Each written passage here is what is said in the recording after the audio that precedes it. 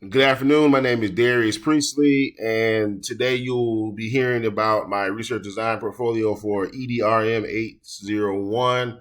I'm a third year doctoral student at the University of South Carolina. My research presentation today we broke it down in two parts. First part, we'll look at the research design. The second part will be a reflection, discussion of my overall experience with the program as well as this course. The overarching theme of this research is teacher retention. As you can see here, we have identified some of the reasons, the most common reasons found through exit interviews through districts why teachers choose to leave the field of education. And they're kind of exacerbated by that overall high level of stress and low compensation. The approach for this research will be a qualitative research design. This design will allow for me to have direct feedback with the participants and improve the overall quality of the research. The research problem, there has been identified that there is a large number of teachers that quit the field of profession after their first year. This is mostly due in part to no participation and no participation in a teacher induction program and or having a mentor. This problem has blossomed, as a result of many of the people exiting the field of education in recent years. A lot have left over the past 2 or 3 years, primarily due to COVID-19. But again, there has been a decrease in the number of people entering the field of education through those traditional methods. A review of the literature shows that there's been a significant decrease, again, in the number of people entering the field of education. There's also research that shows that there has been a great decrease in the number of undergraduate students participating in teacher preparation programs.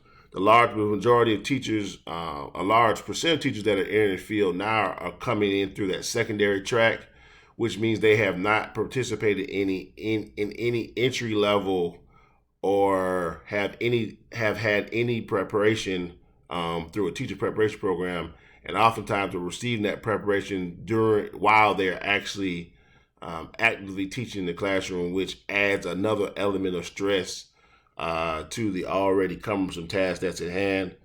But the research shows that teachers that do participate in induction programs through the district and their school are less likely to leave the profession after that first year. One of the major deficiencies that I was unable to find in the research that I've done so far is someone taking a comprehensive look at those intrinsic reasons why people leave the field. Most of the reasons why that have been identified have been those of extrinsic value.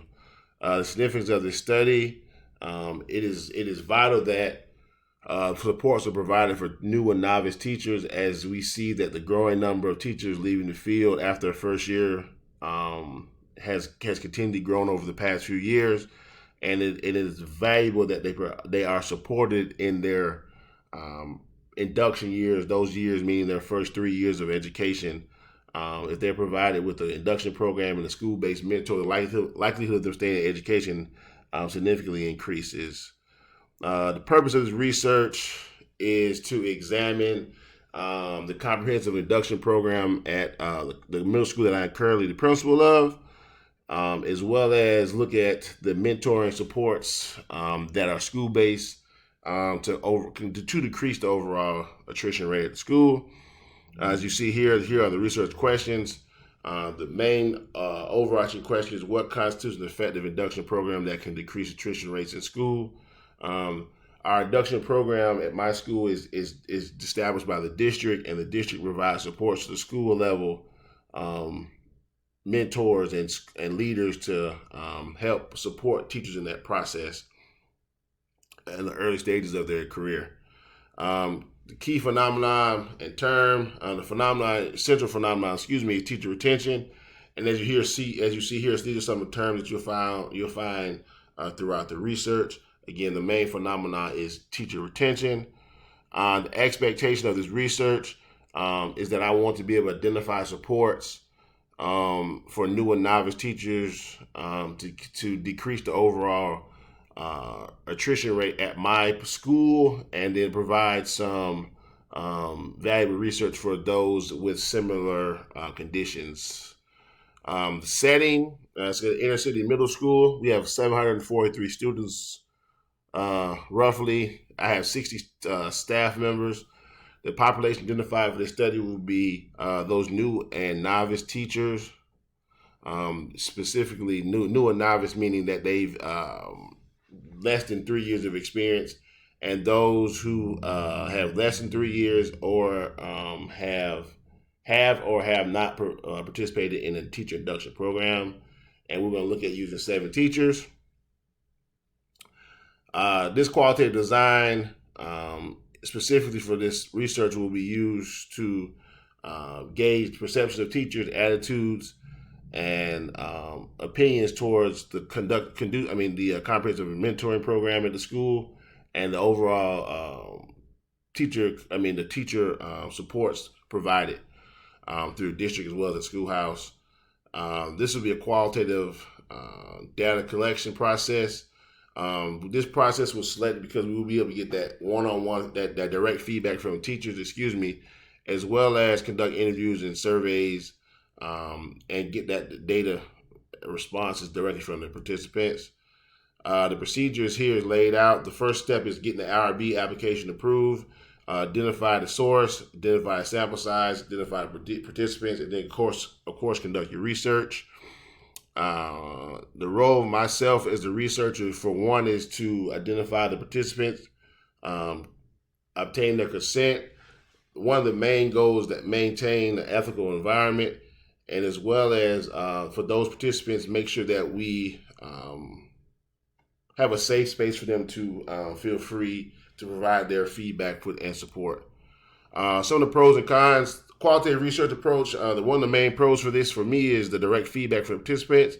The con is the participation, of course.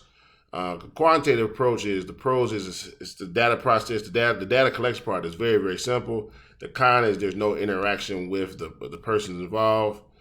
Alignment discussion. I found it was somewhat difficult to remain consistent with some of the pieces of the process, and that became cumbersome. And I wanted to make sure I removed my bias. And reflecting back on this process as a whole, it's just really been somewhat tedious. Reflection on the work as a whole. Reflection on the work as a whole. The instructor and the peer-to-peer feedback was vital. And I think that I got some valuable insight after being able to review other approaches, observe other approaches using my same research topic.